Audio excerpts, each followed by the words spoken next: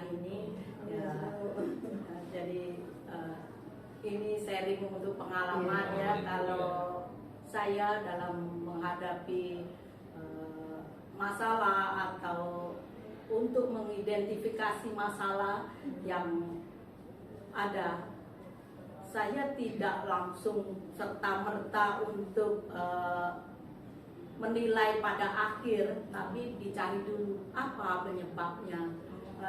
Penyebab itu bukan hanya dari misalnya ini antara guru dan siswa, bukan hanya dari siswanya, bukan hanya dari gurunya, tapi dicari penyebab itu mungkin bisa dicari dengan bertanya, dengan bertanya ke wali kelasnya, dengan bertanya kepada guru yang mengajar.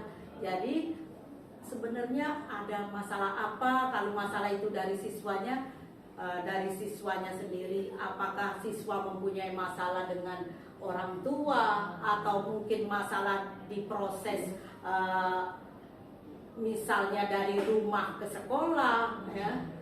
Selain itu juga mungkin ada mungkin masalah dengan gurunya. Jadi untuk mengidentifikasi masalah itu harus dicari dulu penyebabnya dari siswanya atau gurunya atau dari faktor lain. Setelah itu mungkin setelah ketemu baru dicari bagaimana untuk mengatasinya. Jadi kita tidak akan bisa langsung menilai di akhir, oh anak ini masalahnya seperti ini, terus kita langsung menilai di akhirnya. Jadi kalau kita sudah tahu penyebab, baru kita diskusikan. Sebenarnya kalau kita bilang misalnya kasus ini sama-sama benar ya, kita kan maunya itu dibilang apa yang kita lakukan itu benar ya. Tapi kadang tuh benar untuk kita belum tentu untuk orang lain itu juga benar ya.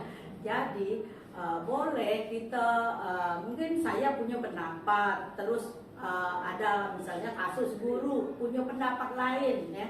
Nah itu nanti kita kumpulkan atau duduk bersama, bisa kalau misalnya melibatkan orang banyak ya bisa dirapat, ataupun kalau hanya satu perorangan atau guru bisa dipanggil ya. Tapi harus ada yang menengahi ya, bukan hanya berdua saja, nanti jadinya kalau berdua saja jadi berdebat kan ya. Jadi bisa dalam suatu rapat dikemukakan ini pendapat saya sebagai kepala sekolah, terus mungkin pendapat seorang guru yang menyatakan kalau itu benar. Nah itu bisa minta pendapat orang lain, guru lain, menurut pengalamannya, menurut lingkungannya, atau yang benar menurut aturan gimana. Nah untuk mengambil keputusan, nah kita sebenarnya mau menerapkan keputusan itu juga harus tahu keputusan itu untuk siapa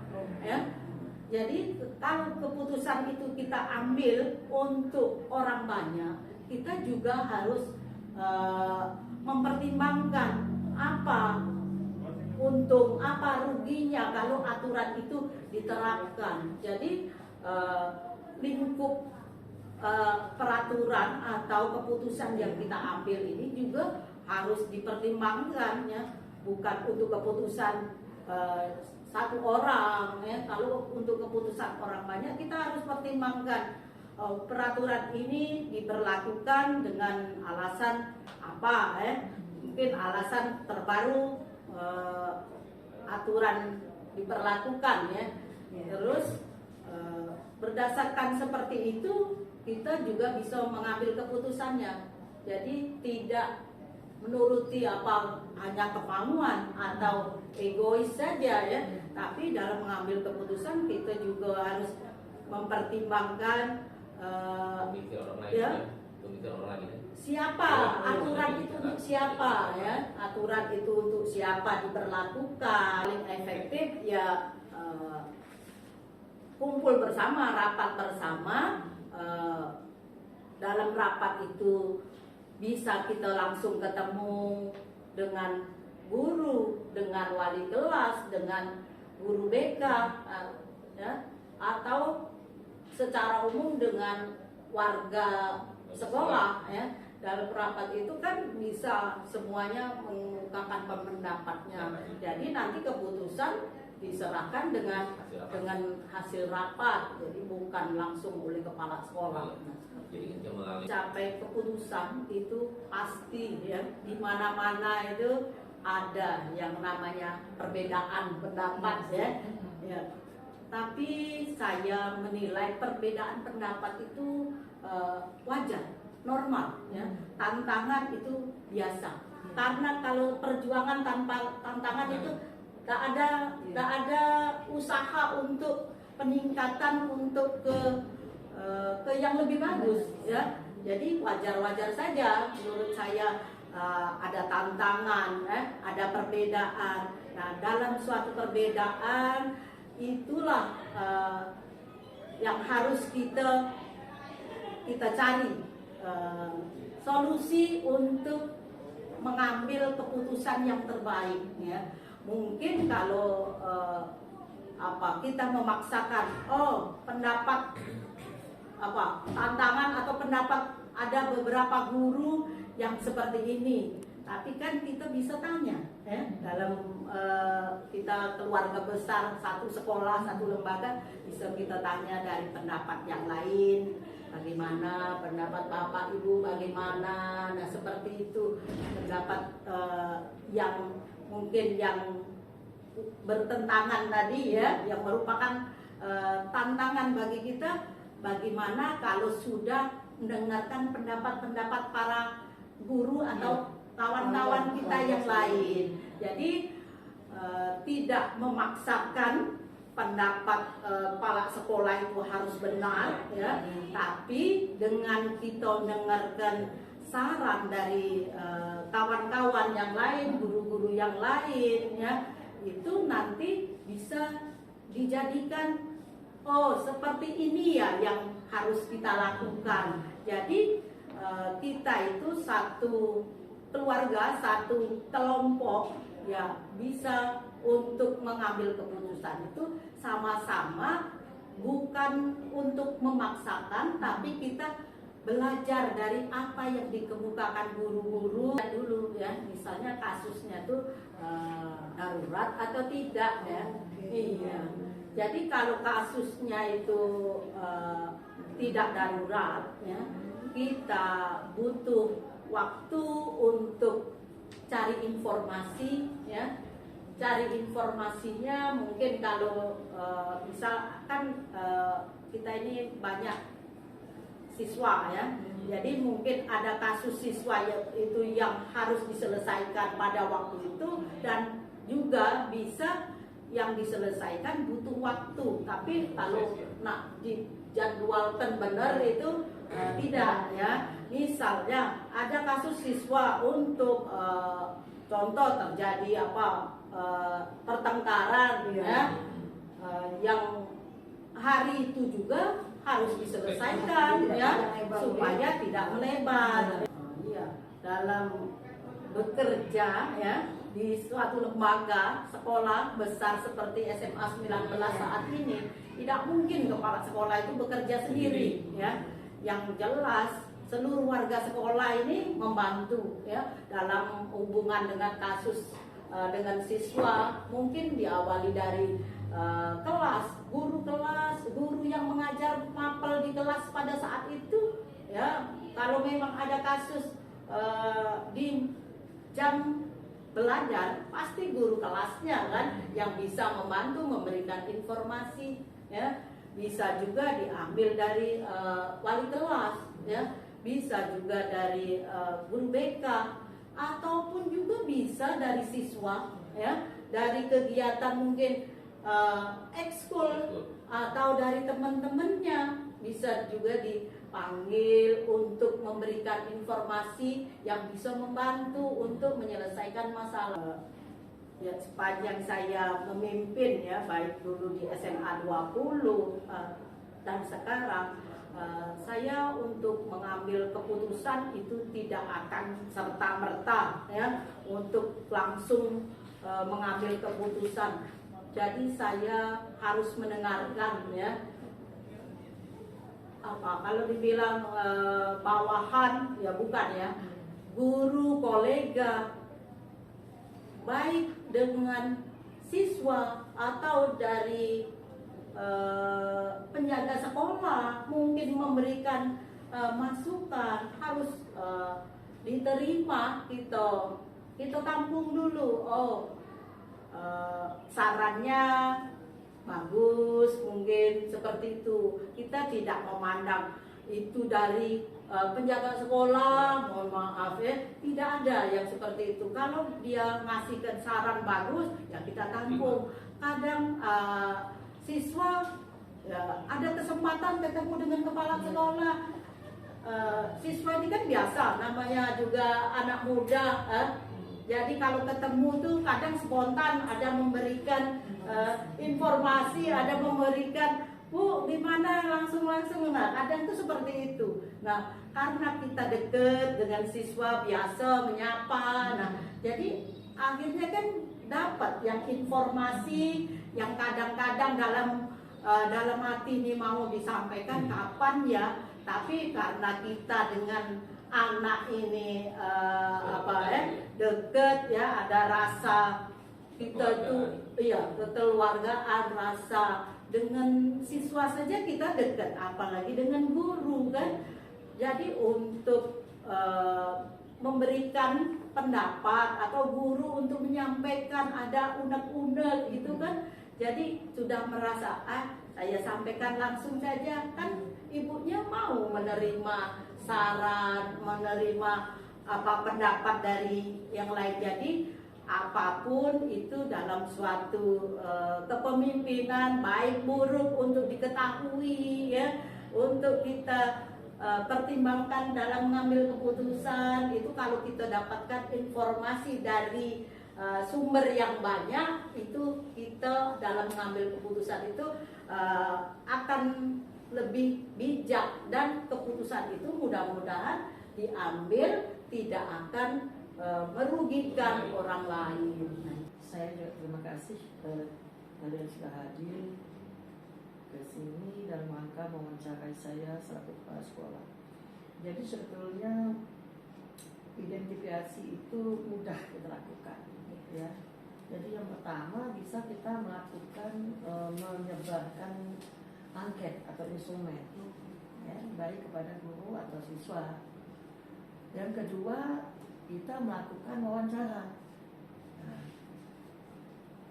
ya, dari dua itu kita bisa tahu, oh ini ternyata ada kasus di sekolah ini, ada dilema.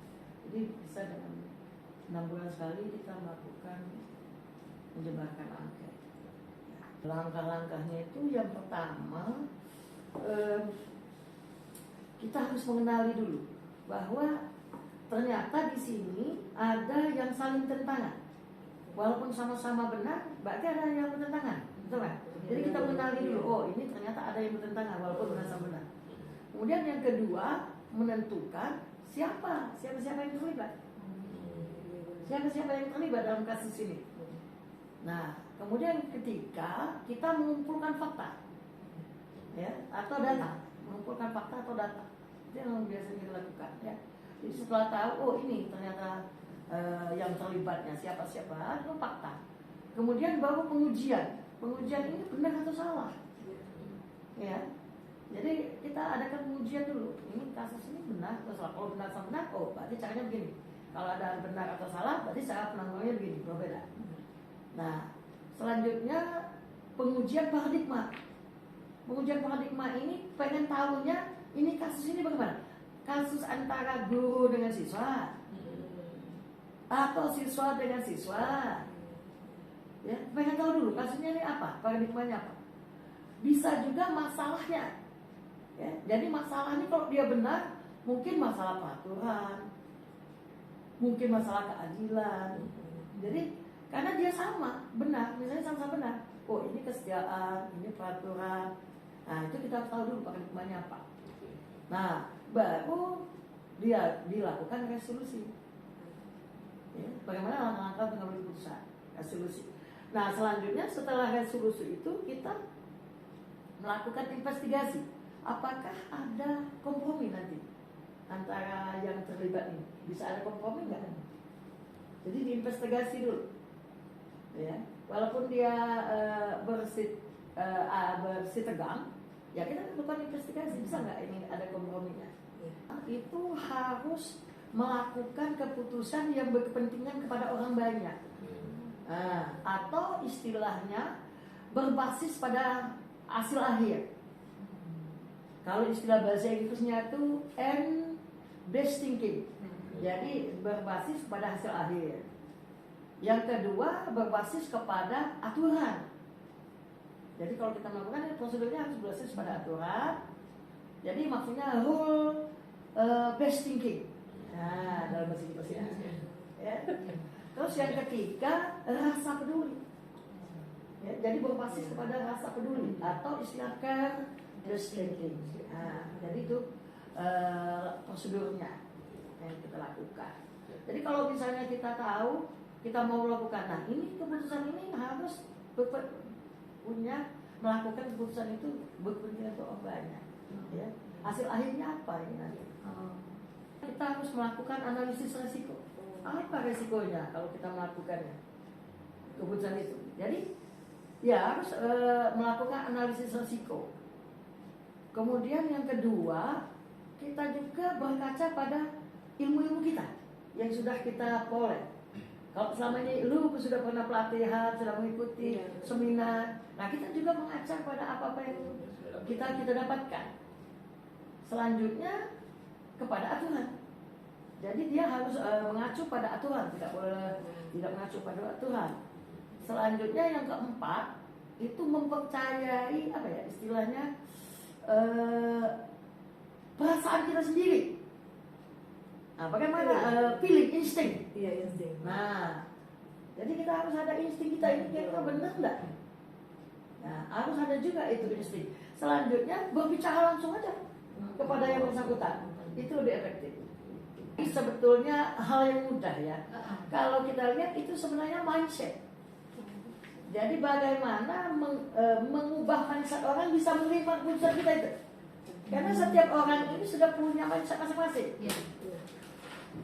Jadi tantangannya bagaimana mengubah mindset. Ini keputusan kita. Dia nggak mau terima. Karena pemikiran dia, mindset dia seperti ini. Ya. Dia sudah punya mindset tersendiri. Guru, anak, mungkin mindset itu terpengaruh oleh lingkungan dia. Jadi hambatannya tuh bisa tidak kita mengubah mindset mereka itu untuk menerima keputusan kita ini. Itu yang jadi tantangan. Kita kan kalau dengan guru juga kita harus melakukan ini. Ternyata guru nggak bisa mengubah mindsetnya. Masih mau kehendak dia tuh lah. Nah itu tantangan kita mengubah mindset orang. Tergantung kasusnya. Ya.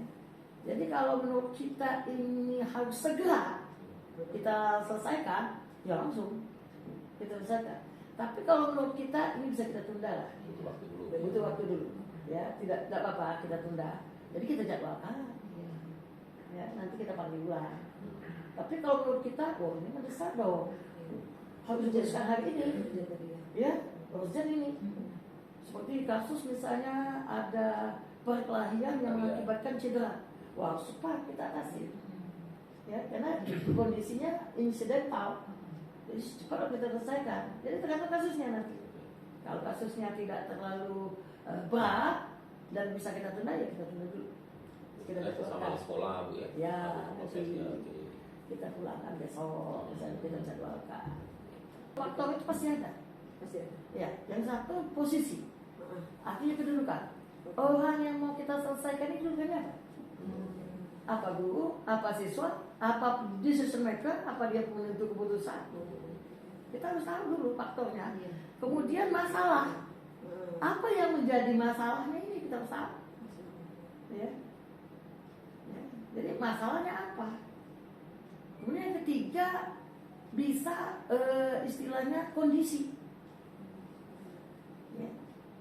Jadi situasi itu faktor-faktor yang istilahnya apa ya? Faktor-faktor yang saling berkaitan. Situasi itu bisa sumber daya manusia, SDM-nya. Situasi itu artinya kondisi kita, kemampuan kita. Jadi kemampuan kita untuk menyelesaikan masalah itu ada sebabnya. Kemudian tujuan. Apakah keputusan kita ini akan mempengaruhi tujuan? Ada mempunyai tujuan. Ya. Ini keputusan kita ini ada tujuan enggak? Nah, itu yang menjadi faktor-faktor kita yang mempengaruhi kita mengambil keputusan. Apakah keputusan kita ini mempengaruhi tujuan? Ada yang akan kita capai. Ketika kita melakukan keputusan ini, ada yang kita mau capai. Ada tujuan yang ingin kita capai. Nah, itu. Jadi, tapi ada juga pendapat orang lain bahwa faktor-faktor yang lebih efektif itu kita harus tahu keadaan internal organisasi. Kondisi dari dulu ya. Iya, jadi internal organisasi itu bagaimana? Ya, jadi peraturan kita bagaimana? Apakah ini ada melanggar kode etik? Ada aturan? Jadi supaya efektif kita harus tahu dulu itu. Bisa juga eksternal. Apakah dia melanggar norma-norma agama? Tidak. Apakah dia berpengaruh dengan ekonomi? Bahwa seorang pemimpin itu harus berani mengambil keputusan dengan bijak. Jadi dari pengalaman saya, seorang pemimpin itu harus berani mengambil keputusan, tapi keputusan dengan bijak. Seperti itu adalah sebenarnya seperti yang diajarkan oleh apa ya istilahnya Patra Triloka Ki Hajar Dewantara. Jadi Patra Triloka Ing Karso Sumtulodo Ing Madio Mangun Karso Tuduli Handayani. Jadi seorang pemimpin itu harus memberi, di depan harus memberikan teladan, di tengah harus membimbing asa, di belakang harus mendorong. Jadi pemimpin itu harus begitu. Ini sudah ada filosofinya. Dimanapun berada ternoga loh Bu. Iya, jadi kita tuh mengambil keputusan kita juga harus memberikan contoh. Contoh itu. Nah,